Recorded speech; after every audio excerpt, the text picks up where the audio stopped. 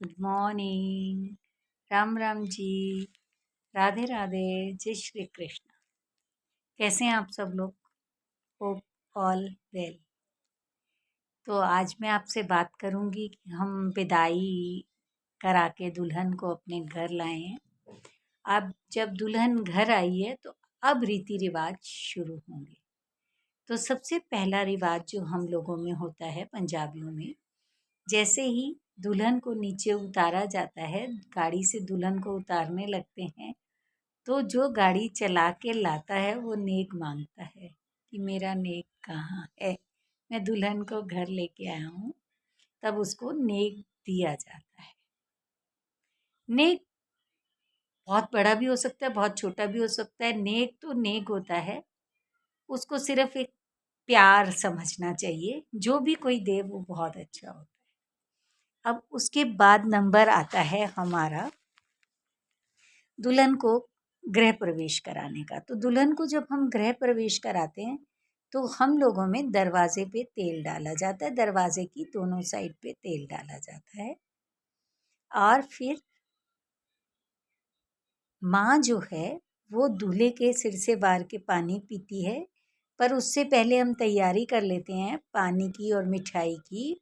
उसके बाद हम लोग एक कुमकुम थाली में घोल लेते हैं और एक हम लोटे में चावल भर के लगा लेते हैं।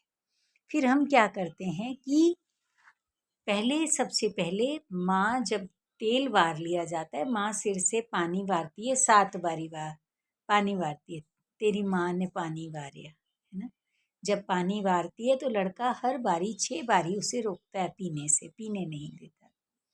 ये हंसी ठिठोली है, सिर्फ मजाक है, फैमिलियर कर रहे हैं हम लड़की को अपने साथ कि वो हमारे साथ फैमिलियर हो जाए। सो हम लोग ये सारा काम कर रहे हैं।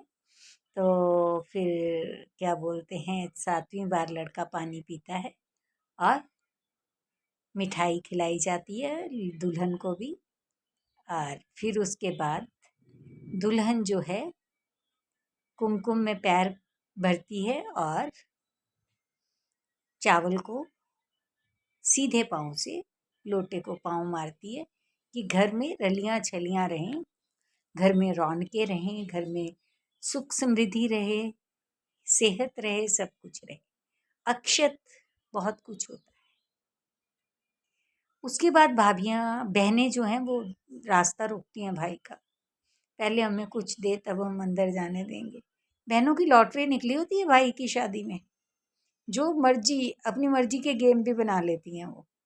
फिर वो रास्ता रोकती हैं, फिर कोई शगुन दिया जाता है, फिर भाभी को अंदर ले जाया जाता है, दुल्हन को अंदर ले जाके बिठाया जाता है।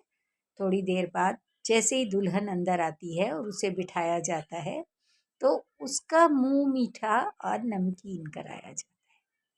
उसके लिए चने की दाल की खिचड़ी बनाई जाती है और चूरी बनाई जाती है। चने की दाल की खिचड़ी नॉर्मल जैसे बनती है, बिल्कुल पुलाव की तरह बनाई जाती है। और चूरी मतलब एक रोटी बना के देसी घी वाली, उसमें खूब सारा घी डाल के और चीनी डाल के उसे बारीक पीसा जाता है और वो दुल्हन को चूरी और खिचड़ी खिलाई जाती है। तो खिचड़ी खिलाने का मतलब ऐसे कि होता है कि दाल चावल जैसे दोनों मिल गए हैं, ऐसे तू भी हमारे साथ मिल के रहना। और चूरी इसलिए खिलाई जाती है कि ये जो भी मिलेगा, जो भी रूखा सूखा खट्टा मीठा जो मिलेगा, मिक्स करके हम सब लोग मिल के खाएंगे। जैसा खाएंगे हम सब एक जैसा। उसके बाद दुल्हन को बोला जाता है कि आप तैयार हो जाओ, तैयार होके नहा धो के रेस्ट करके नीचे आओ। फिर होते हैं गेम्स। नंदे तैयार करती हैं भाभी को, फिर बिठाती हैं उसे। तो सबसे पहले एग्ज़ाम होता है पेशेंस का। वो पेशेंस का एग्ज़ाम क्या होता है कि वो जो गाना बांधा जाता है, लड़की को भी बांधा जाता है, लड़के को भी बांधा जाता है। तो पहले लड़की खोलती है लड़के का गाना। कई बारी कई घरों में रिवाज है एक हाथ से खोलने का, कई मारे 2 हाथ से खोलने का। धीरे धीरे एक एक गांठ करके गांठें खुलती हैं। ये तुम्हारे सब्र का इम्तहान है, कितनी तुम में पेशेंस है। ऐसे ही लड़का खोलता है। फिर एक परात तैयार कर ली जाती है। उस परात के अंदर थोड़ा सा दूध और पानी डाला होता है, उसमें गुलाब के फूल डाले होते हैं और उसमें जो है वो कंगना उतार के डाल दिया जाता है। फिर लड़की अपनी रिंग उतारती है और लड़का अपनी रिंग उतारता है, वो उसमें डालते हैं और साथ में एक सिक्का डाला जाता है। और फिर ये हार जीत का गेम शुरू होता है, जो दूल्हे की जो भाभी हैं वो खिलाती हैं और दूल्हे का जीजा, वो जीजा जो है उसको जो आई है नई बहू उसे तसल्ली देता है, तो कोई बात नहीं, मैं तेरे साथ हूँ, तू बाहर की है मैं भी बाहर का हूँ, हम साथ मिल के रहेंगे। तो फिर वो लोग गेम खेलते हैं और उसमें क्या होता है 5 बारी या 7 बारी जो भी होता है, लेकिन जो सबसे ज़्यादा बारी सारी चीज़ें उठा लेता है उसको विनर माना जाता है।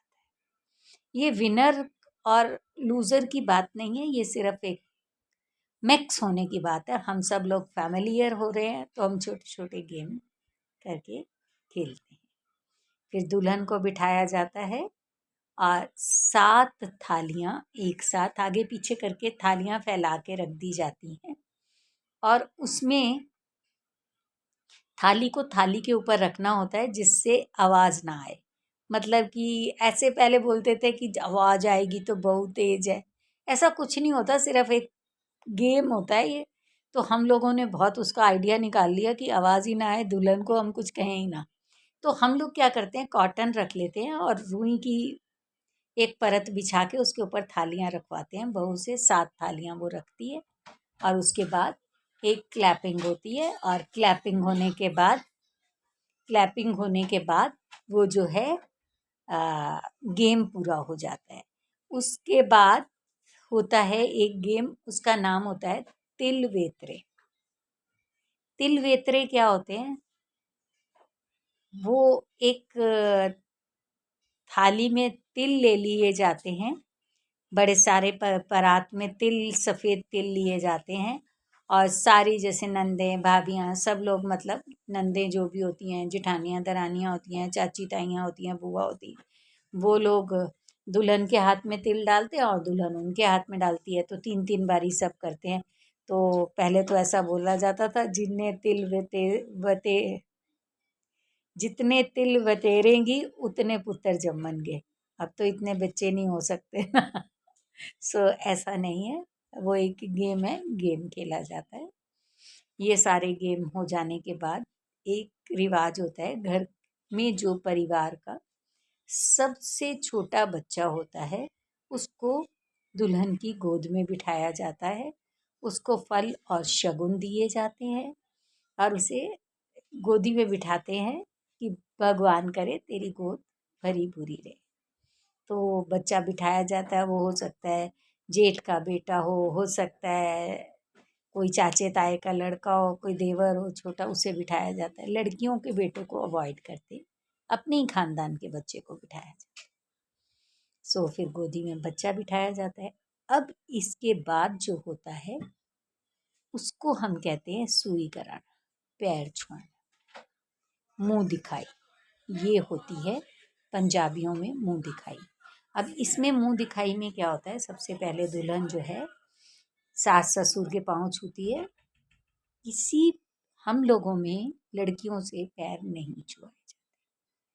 आज से पहले तक, शादी से पहले तक वो एक बच्ची थी, एक लड़की थी, चाहे वो किसी की थी, लड़की थी। लेकिन जब हम उसको बदल रहे हैं, उसका रुतबा चेंज हो रहा है, तो हम उसका रुतबा उसको एक पारितोषिक दे के, एक गिफ्ट दे के, तब हम उसको चेंज करेंगे। तो पहले सास ससुर के पाँव छूती है और सास ससुर उसे शगुन देते हैं। फिर वो जितने घर के बड़े होते हैं सबके पाँव छूती है और सब लोग उसे शगुन देते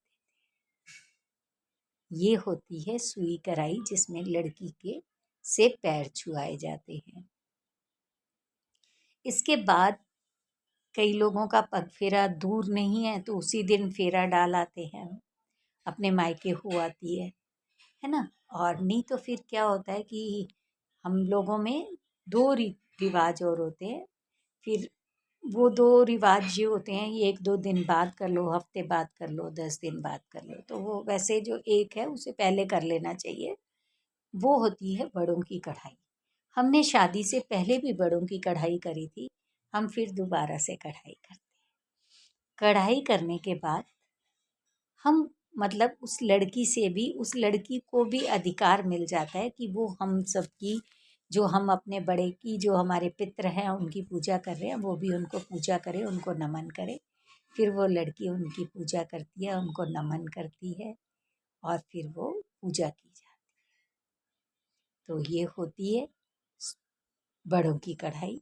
उसके बाद हम लोग दुल्हन को शादी के 1 महीने बाद, 1.5 महीने बाद हम उसको चौके चढ़ाते हैं।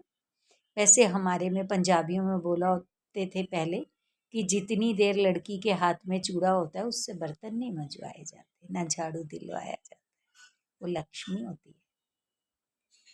लेकिन आजकल बच्चे अलग हो जाते हैं, अलग मतलब हो जाते नहीं हैं, जॉब पे चले जाते हैं तो उन्हें सारे काम करने पड़ते हैं, लेकिन पहले ऐसा बोला जाता था।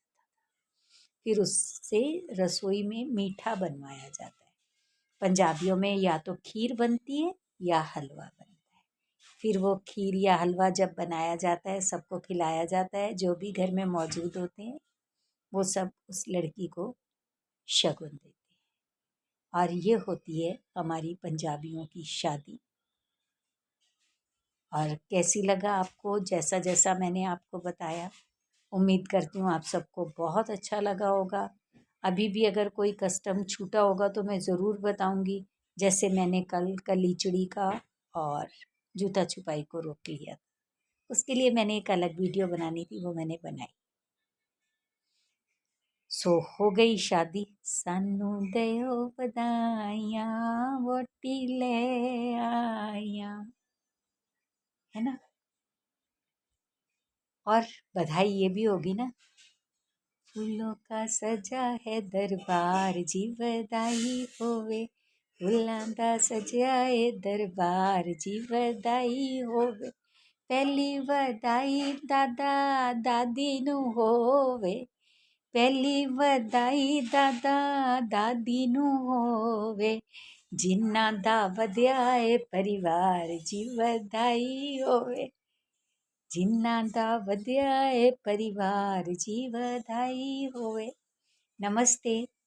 आपको कैसा लगा, शादी के बारे में बताना मेरे को ज़रूर बताइएगा। और कल से मैं शुरू करूँगी शादी के बाद के सारे त्यौहार। तो मैं ये शादी जो है इसकी डेट फिक्स करती हूँ, देव उठनी एकादशी वाले दिन। देव उठनी एकादशी में जिसकी शादी होती है, उसके बाद जितने शादी के त्यौहार आते हैं, वो सारे त्यौहार टर्न बाय टर्न मैं आपको बताऊंगी, टर्न बाय टर्न बताऊंगी। आप देखना कि हमें त्यौहार किस में क्या करना चाहिए और क्या कंपलसरी है और क्या दिखावा है, ये ज़रूर बताऊंगी मैं आपको।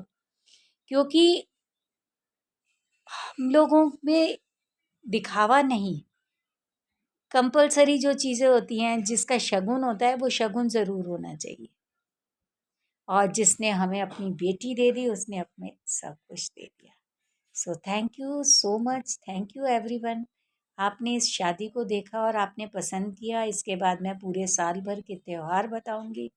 उसके बाद अगर बच्चा होता है तो बच्चे होने पे हम लोगों को कौन कौन से रीति रिवाज करने होते हैं मैं वो भी बताऊंगी। मैं सारे त्यौहार के बारे में बताऊंगी आप लोगों को। लेकिन इससे पहले कि मैं कल जो शुरुआत करूं, उससे पहले मैं आपको छोटे छोटे सुहाग और गाने की वीडियो डालूंगी, घोड़ियों की और शादी के गानों की। और वैसे मैं आपको, अभी तीज आने वाली है, क्योंकि इस बार ही सावन 2 है, तो अभी तीज जो आएगी 19 मई को, 19 अगस्त को आएगी। उस तीज से पहले मैं आपको तीज बताऊंगी, क्योंकि बहुत सारे लोग कहते हैं पंजाबियों में तीज नहीं होती, होती है। Thank you so much.